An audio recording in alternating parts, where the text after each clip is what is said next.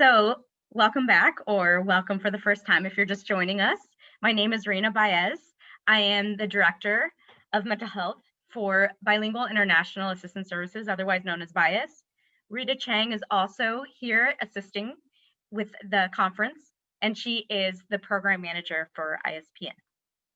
So for our final presentation of the day, we have a presentation entitled COVID-19, Racism and Telehealth, Oh My, Adaptations in Bilingual Mental Health Services.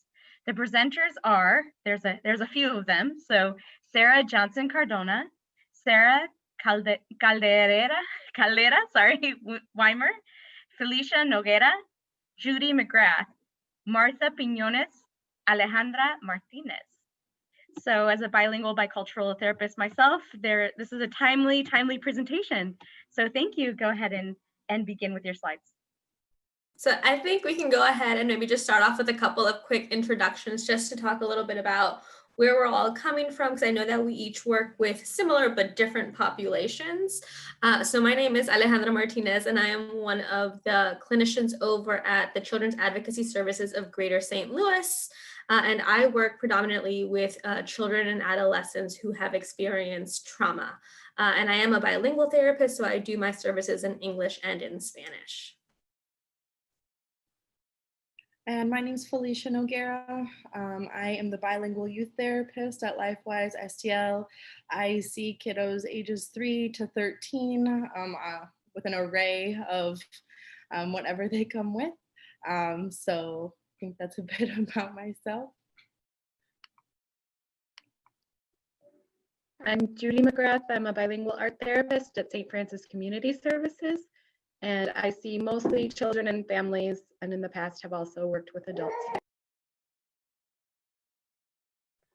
Hello, my name is Martha Piñones. I am a bilingual youth and family therapist at St. Francis, just to copy everything Judy said, except the art therapy. I work with all range of kids and all range of families. I do bilingual services in Spanish and English.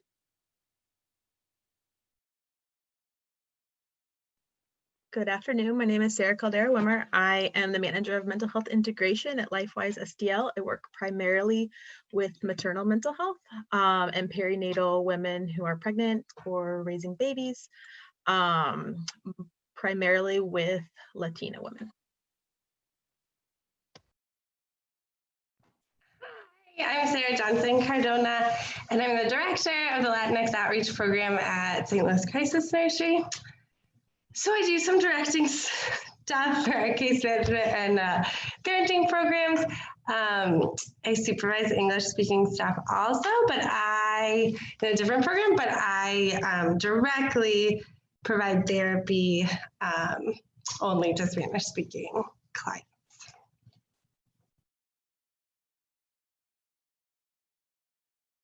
Alrighty, so today we're really just going to go through a series of big theme questions that we thought were really pertinent to the work that we're doing right now and how it's had to shift due to everything that's been going on this past year with a global pandemic, with having to shift a lot of our services to telehealth, if not all of them, with a lot of racism, oppression, identity trauma happening in our country right now. So we are going to put up a poll so that you guys can take a moment to just think through which of these questions would you like us to get at first, and really dig deep on things that maybe would be most helpful to you all. And then we also just invite you guys throughout our presentation, if you want to go ahead and add questions into the Q&A, please do so. We want it to be as conversational as we can make it.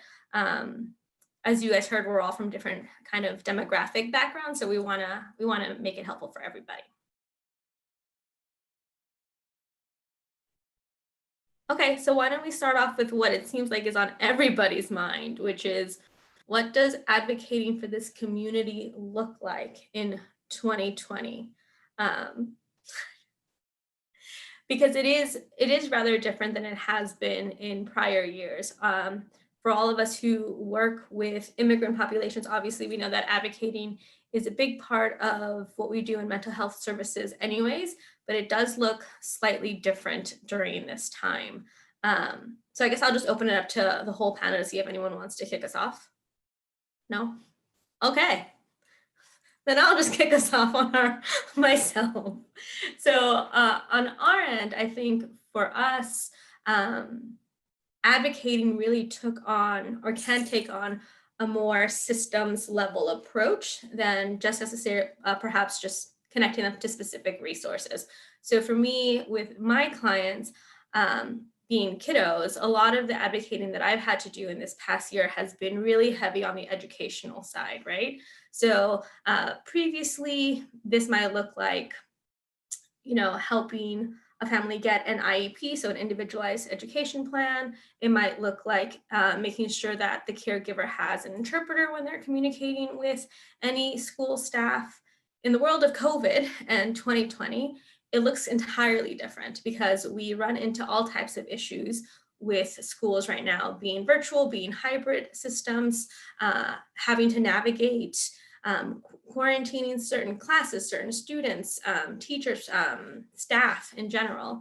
And we've heard all kinds of stories from kiddos being in the wrong school class, the wrong school entirely.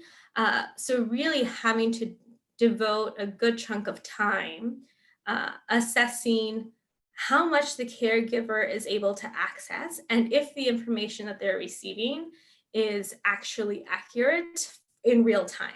One of the things that's very common throughout different spheres of our work is that the information is constantly changing.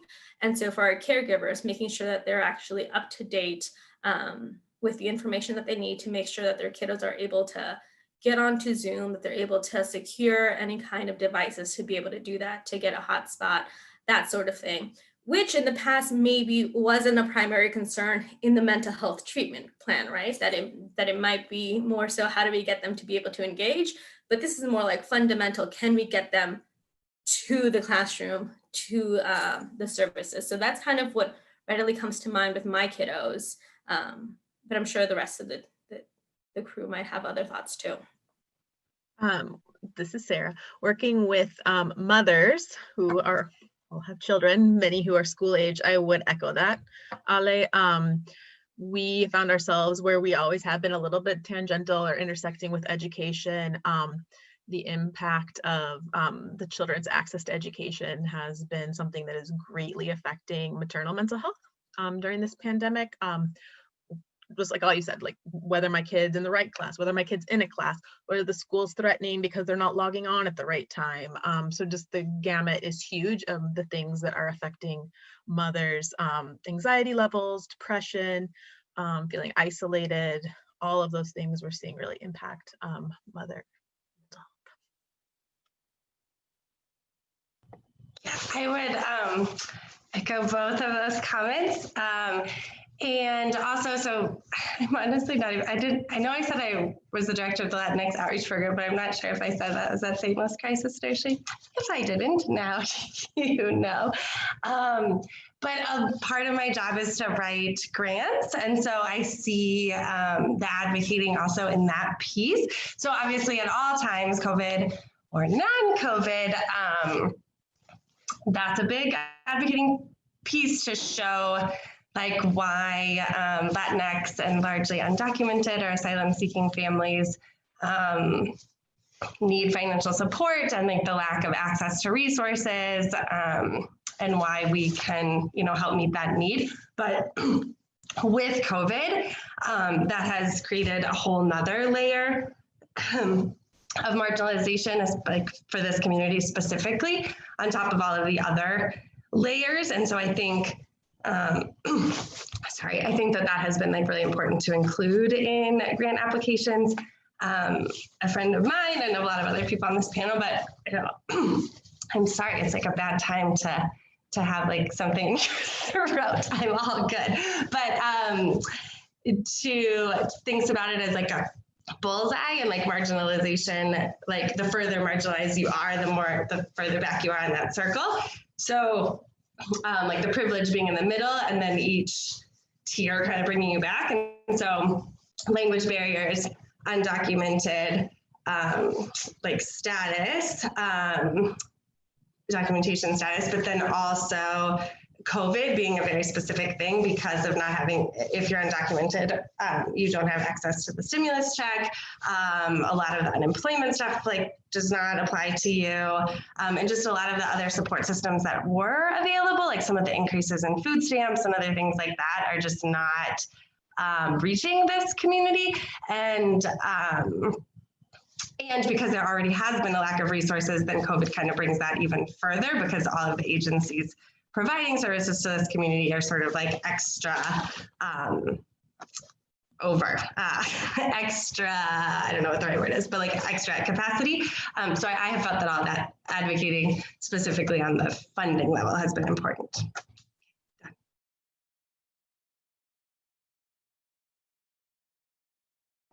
I have a different bit of a different perspective than Ali, even though I do work with kids. I predominantly, before the pandemic, worked mostly in schools. So this level, like I was very used to having contact with teachers and contact with everyone at the school because I could just walk into their office or, do that kind of thing. If they sent an email, I could check back in. So it's looked like a lot of kind of knowing when to continue reaching out and like when to like take a different role. So I think I've had to learn different ways in the school system to get things done or who to go to because a lot of people are agotados. They have so much work and everybody's overworked. So you're trying to figure out the best way to get things done. And I've had, like Sarah was saying, like this, I've had to learn so much more about health resources that I never thought I would get this perspective on. Every once in a while, like working in the schools, I helped advocate for like interpreters or anything like that. It seemed like a simple task because you just have to do one thing and follow through with one thing. Versus now, like even getting a COVID test is several layers because you can't just send them a list because that list doesn't pertain to people who don't have documents or who aren't available during the weekdays. So it's just like a big pot of reaching out to providers is really what has happened of like, hey, do you all know anyone? And it's most of us in our personal lives that have been experiencing it and having to like expand those resources. So yeah, it's definitely been different to learn what people are having difficulties with at this point and how we can support them. And I think to add on to that, Marta, I would say that perhaps in the past, there was what I like to think of like joint advocacy between you and the clients, where you were able, like you were saying, to give them a list of referrals and they were able to kind of act on them and be able to navigate them to some degree. Whereas now these systems seem to be either A, overburdened, like Sarah was talking about, so there's nothing left there for them, or B, completely restructured. So it's putting a lot more on the provider's plate because you want to be able to prep your client as best you can so that they can get their service, knowing that you want to limit exposure as much as you can for that family. So yeah, for sure, agree with what you're saying, Martha. I think I saw the other question. Oh, go ahead, Judy. I was going to slide to the next question. The second most selected question was, now I can't do it, sorry. I thought I would be able to press the down button, but okay. So what are the main mental health issues you've been seeing during the pandemic?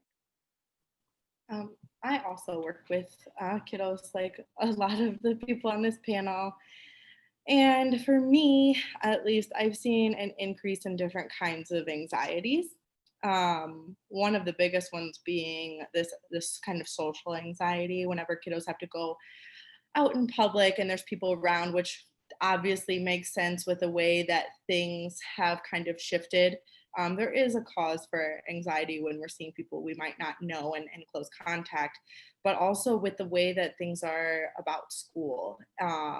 Some of my kiddos have had anxiety previously, but it's kind of skyrocketed to the fact that if we even bring up the idea of going back to school, their main concern isn't necessarily, I'm worried about COVID. It's more, I'm worried about how to interact with my peers. Like, I don't know how to do that. And seen a lot in my middle school students that it's like, oh, I'm at a new school now. It's like sixth graders and I don't know anybody. And it scares me that I have to go into a new school and get to know these people that I don't really have to interact with online. It's easier for me to avoid this. There's also anxiety for kiddos who have to take care of siblings during the day. I've had some kids be really anxious about going to school just because they don't know how their teacher's going to react to them having the screen turned off in the background. And then like, oh, I have to take care of my little brother who's like 3 years old and running around. And so there's been a little bit of I don't want to say like lack of compassion. I believe that teachers are also extremely exhausted at this point too, but I wish that they could see a little bit about how that could impact some kids and even some anxiety about even just like logging on to the computer. I think I would add to that, Felicia, that there seems to be, on my end, a collective experiencing of like helplessness and hopelessness a lot of the times among caregivers, among kiddos, among teachers, providers, like all across the board for everybody, which really speaks to the fact that, we're collectively going through a community trauma. And so me focusing exclusively on trauma work that impacts my kids in a specific way. And I know that a lot of us do trauma work, so I'm sure you guys can resonate with this, where a lot of the existing symptoms that were already there are being heightened, right? So we've got, if we had anxiety before, now it's showing up in different ways. If we had depressive symptoms before, you might now also be having full-on depressive episodes. I think there's also been an increase in suicidal ideation, an increase in issues related to intimate partner violence and just violence in the home. Just a lot of these things that are exacerbated by the fact that our lives have become very small during the pandemic. So any of these natural outlets or coping environments or skills that were able to be utilized before are not really able to happen now. And so that's just kind of accelerating the issues that were happening before. And so the other thing that I wanted to touch on, and then I'll open it up for everybody else too, is that when I think about the collective trauma, and I think about how COVID is specifically and disproportionately impacting communities of color, who were already going through collective traumas of community violence and oppression, they're just like layer upon layer upon layer of trauma happening in the moment. And so the treatment of that trauma has to look different than it has in the past.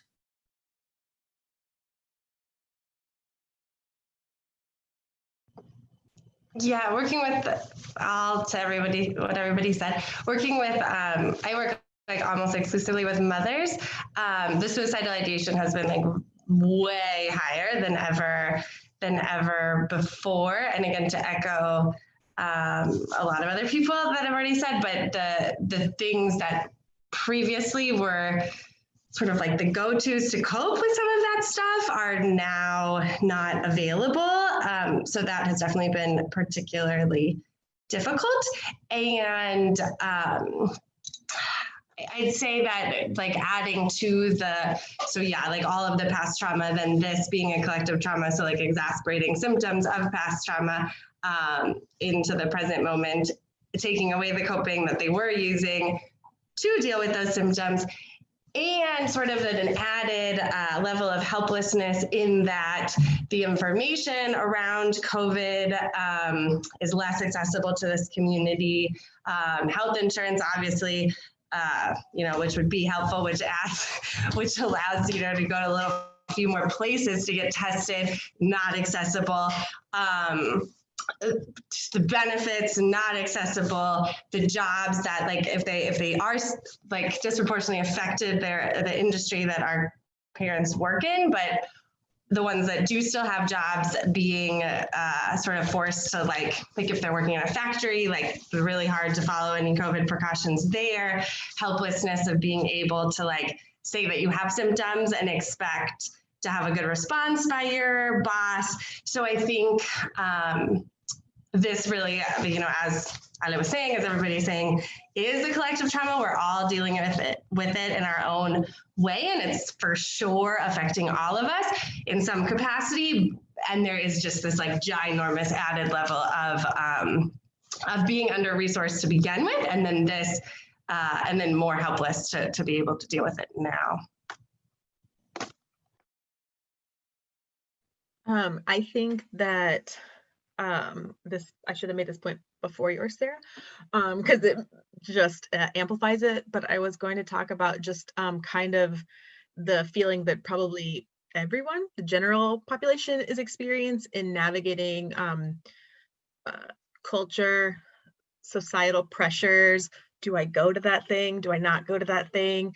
I mean, I think we can all identify with that weight of like trying to make really hard decisions with very little information, and what that does to families, what that does to the stress levels inside homes when you try to decide to send your child to school, when you try to decide, should I be quarantining right now? Should I call my work? All those things that we're all dealing with, and then add Sarah's point of being completely under-resourced, and how much more that amplifies some of that stuff that we can, all of us sitting here can access those feelings of like just how exhausting it is to navigate something with very little information. Now take away like 75% of that little information that we have, and it makes it that much more exhausting and consuming.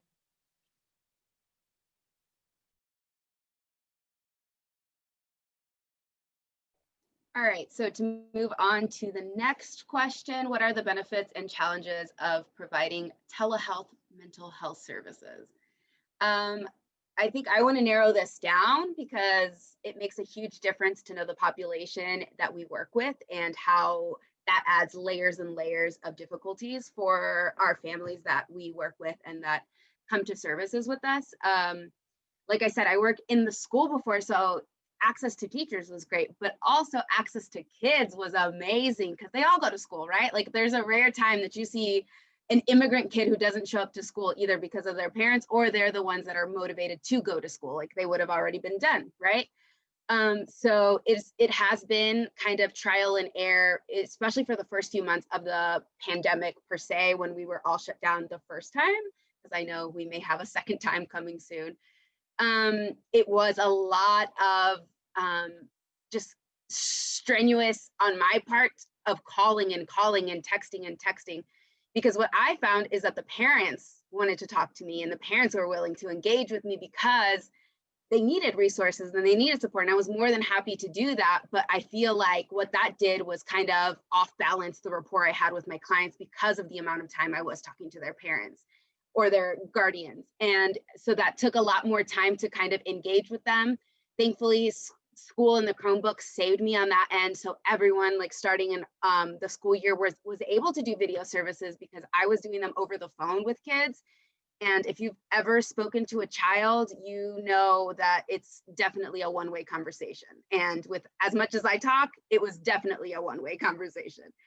And so it's just been very difficult. And I think where it would be different in a more affluent, more like versed family who has a lot more resources is the time that we actually focus on the treatment goals that were there previous to the pandemic. Because everything is still presenting as like, let's say, depression, anxiety, trauma, but it's not the same presentation. So like these kids aren't like having the same symptoms that they had before. So their ability to talk about it has been stunted to some extent because they already went through therapy. A lot of my kids have been for months and have been in therapy for months. And they've learned, they've learned what it meant to have depression, and it meant these things. And this is what you did if you started feeling any of these triggers. And now it's not only for me relearning, but also for them relearning like what it is and how it presents and how they all connect, which is amazing for like future, like they'll be able to like kind of bounce back, but it has been very difficult given that like it's telehealth and it's hard enough to be, like Felicia was saying, caregive as a teenager to 3 siblings and go to school and also engage in your own mental health journey. And I want to echo Martha, the relearning.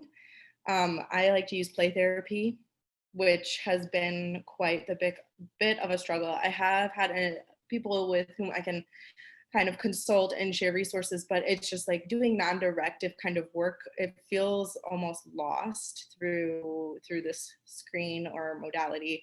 I do try my best, and I just don't have as many things available for clients, and I've tried to bridge that gap as much as possible.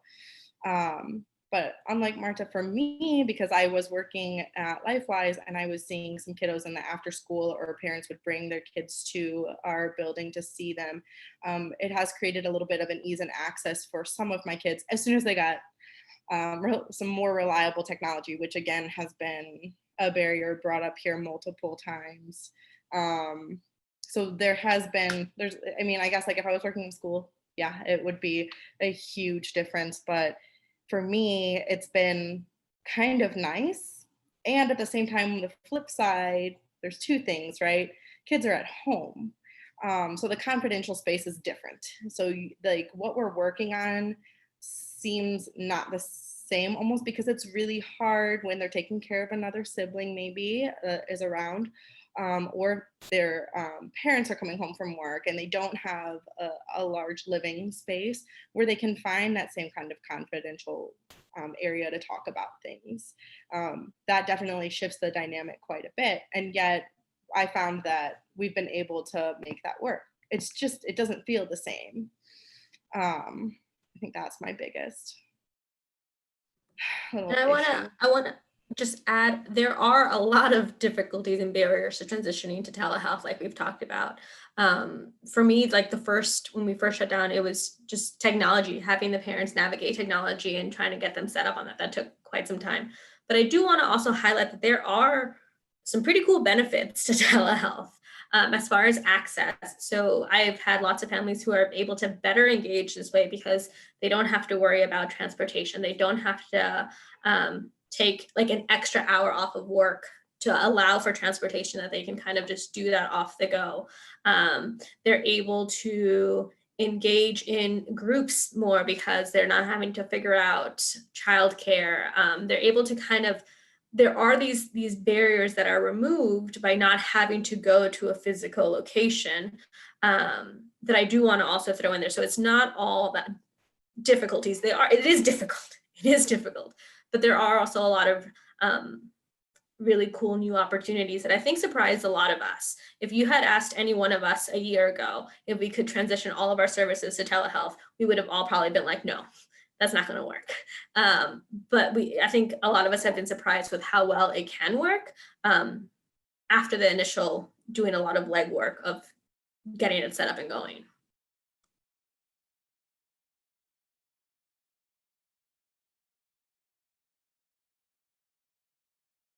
So I believe the last question was, yes. So could you talk about the impacts on social service providers of wearing multiple hats? I can say something because currently I am. So there's 24 people coming today to pick up turkeys. So like there's all kinds of stuff happening at the same time. And I do feel like, so I think, it kind of like, it definitely keeps you on your toes in kind of a different sort of way. Something I specifically have noticed lately is, I don't really know. I feel like this was the case before COVID, but maybe I'm just like more aware of it right now. But every time I look at my phone, I'm just getting, it feels like a ton of text messages, and this thing just appeared. I don't even try to look. And then like somebody's husband broke his hand. So now I can't go back to work. And so she doesn't, know what to do. And then somebody else was in the hospital. So it's like, I'm not like, it's just, I think, I hope I'm giving some gist of the answer, but just that it's a very like constant influx of very different needs, sort of at all times.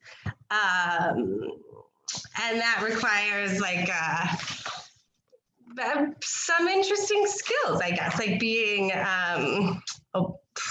like setting boundaries, but being responsive and like using your clinical skills in a whole bunch of different ways. I 100% agree. And going with like the boundaries, I think that's like one of the most difficult things for me pre-pandemic and pre all of these things, just because culturally I understand the levels of rapport with my clients is more meaningful than just a therapeutic relationship. And it means a lot to the therapeutic relationship, and it in different ways than it would with a different demographic of kids and families.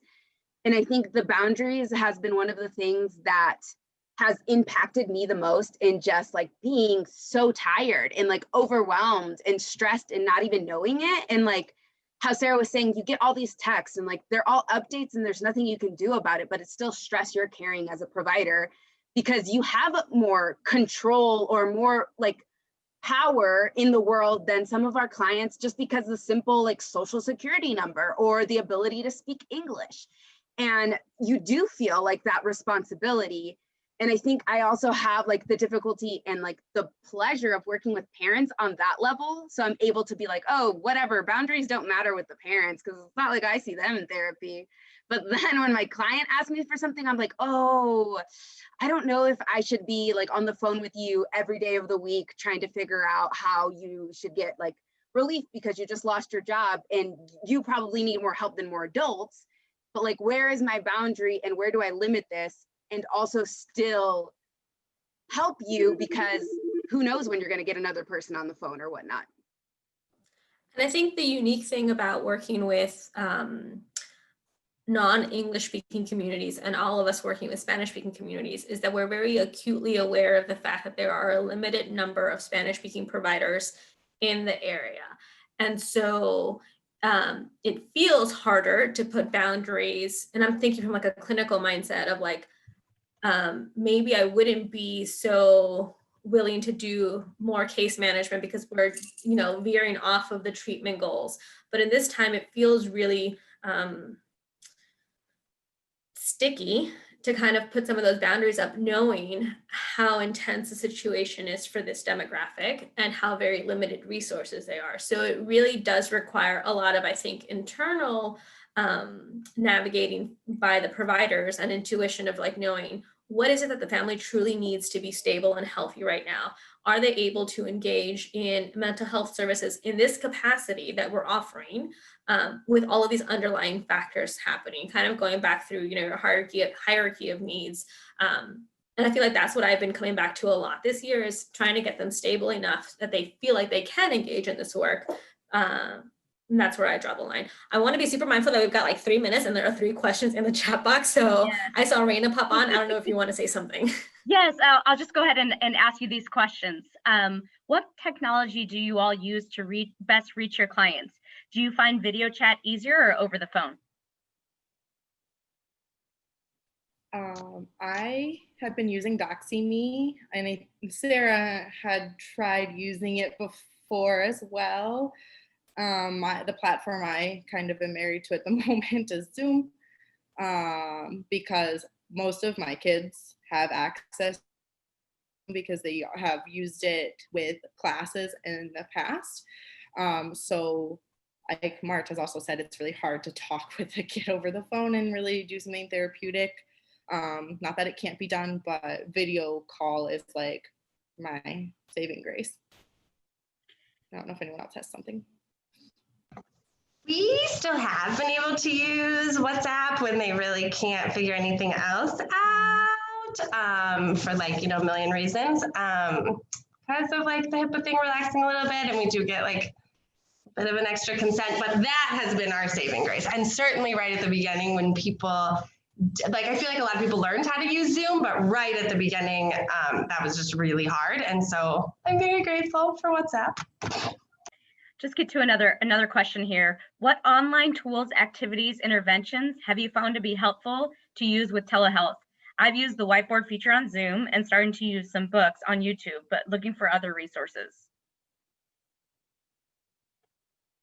Are you looking for, maybe I'm trying to clarify for kids, like I've gotten a virtual sand tray and I absolutely love it. It's not the same. but I can give that link to a kid and let them share their screen with me, and I can like do as much as possible with that. And I absolutely like love that, because Santa is one of my favorite things. If that's not your jam, there are some other things. I had one other thing I like.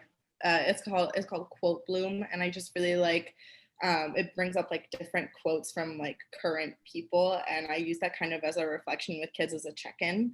Like, what quote kind of vibes with you today? But the sand tray is like.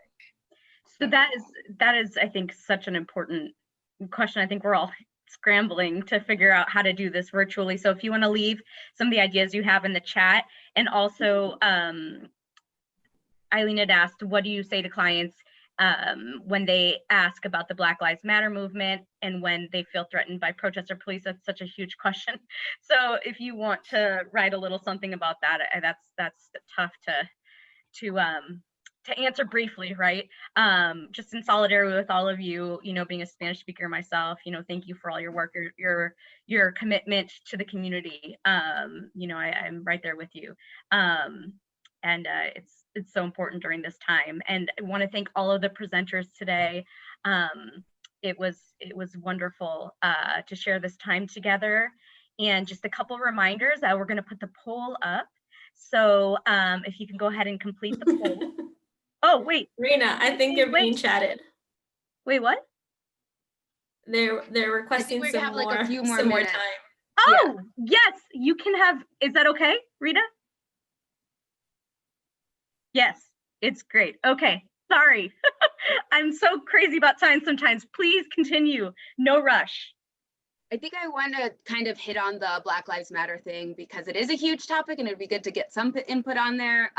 Great. I think it's one of the things that it's going to keep circling back to this idea of collective trauma, but all of my clients are unaccompanied minors who have traveled here because of like their own circumstances in their country, a lot recently from Honduras, from Guatemala, from these places that have experienced a lot of different protest and own political just traumas in itself. And I think whereas initially we as therapists don't ever push of what is being talked about in the therapy session. So it's not like we come in and are like, hey, did you watch the news? Let's talk about that today. It's kind of what they bring.